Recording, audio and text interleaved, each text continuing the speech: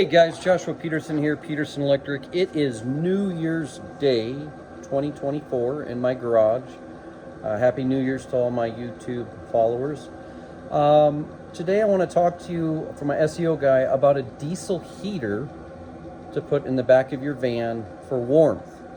I'm not a mechanic. I have done a lot of mechanical things on cars in the past, changed some engines and stuff, so over the years I'm a bit mechanically inclined.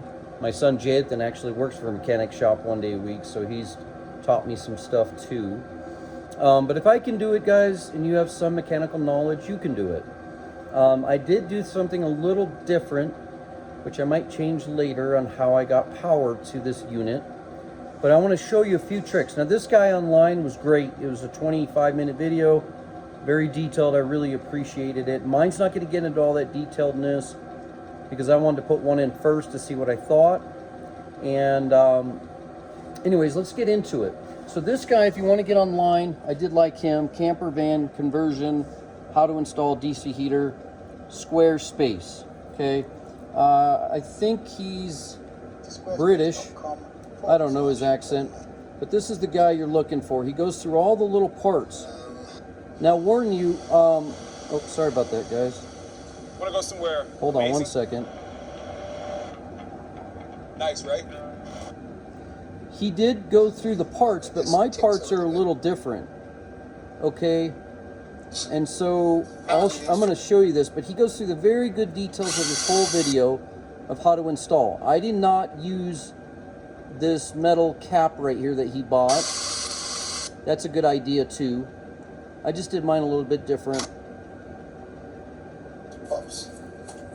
Okay, so anyways, I would look at his video, but I'm going to tell you a few things that I saw in his video that were missing.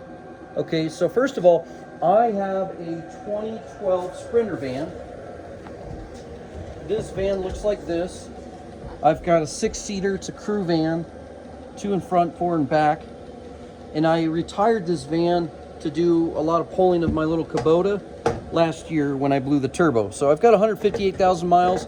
Finally had a turbo go out. Other than that, this has been a beautiful van for us. It's not really going to use it for conversion for like camping, although I could put a hammock across with 2 pieces of EMT pipe very easily and sleep in it. But this is the conversion van heater. I'm going to move this light so it doesn't blind you. Okay, so this basically installed. I decided to take a piece of 1 5/8 strut and put it at an angle. I cut the strut and bent it. And then I just used a plumber's strap because I didn't feel going through the center of that like they gave me was a great way of doing that. Now, the harness comes right here. This is the cool air sucking in. You got to keep in mind that the hot air here, and it's pretty hot right now, it took 30 minutes for it to prime, so when it says be patient, it meant be patient. That heater's blowing right there. Okay, so this is the exhaustive heat. This is the intake of a little cool air.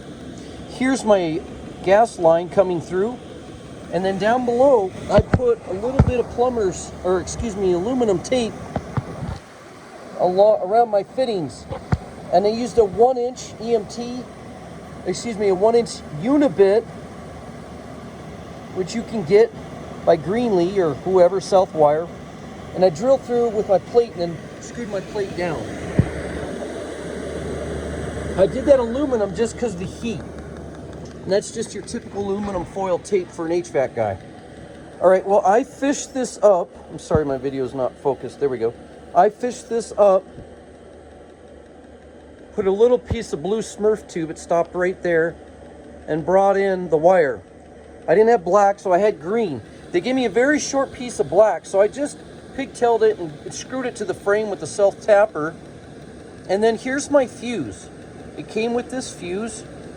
Pops open, it's 20 amp. And then your pump, you have to make sure your arrow is pointing this way with the harness down. It has to be at a 45-degree angle, or that will affect it. And I didn't leave a lot of extra line, but a little bit of slack in case I need to clean my filter. I had this filter backwards. That did not allow it to actually suck enough diesel, and therefore I had to turn it around, flip it, and then I finally got it to prime. It does take about 15 to 30 minutes to prime. Be patient. This is about 1.5 gallon. They say it'll go 18 hours. Now I brought it up to here.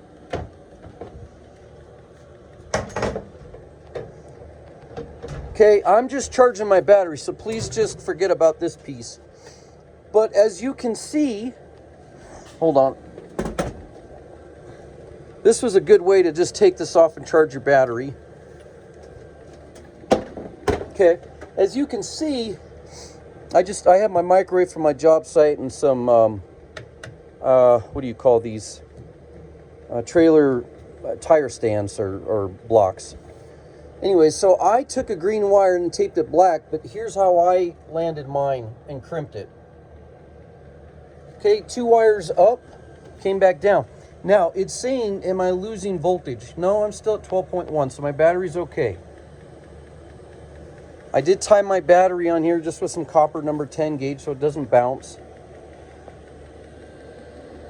Okay, now, down below,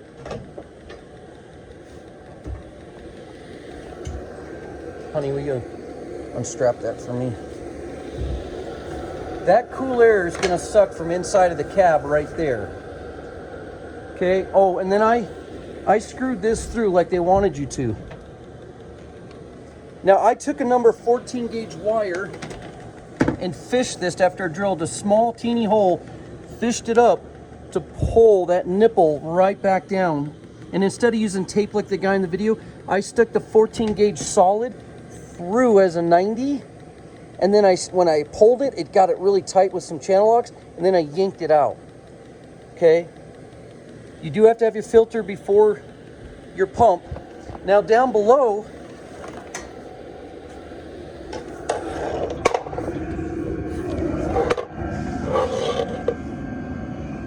I just basically did not want my plastic in my van getting hot. This muffler gets really hot.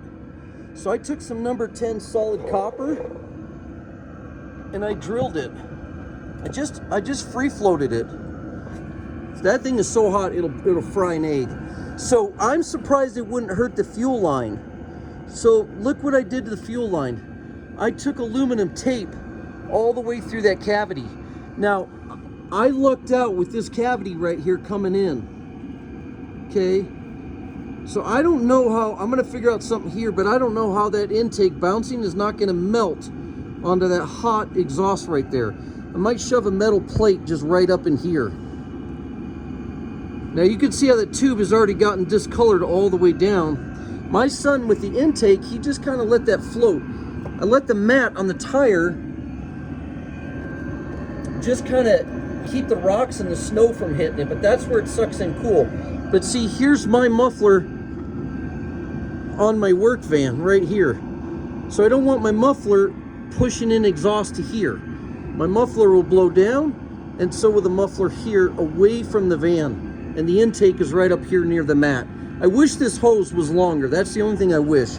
And I don't like how this is already heating up my intake hose. Oh, it's getting soft right there. So I'll get that fixed. Okay, but you want your gas line away from it because they don't talk about that because the gas line's right next to it on the plate.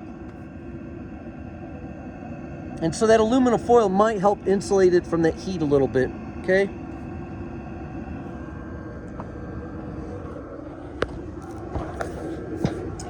All right, guys. Well, anyways, thanks for joining us. Hopefully that video will help you out on your own diesel exhaust heater system. It should look like this by the time you're done setting it up. All right, guys, take care.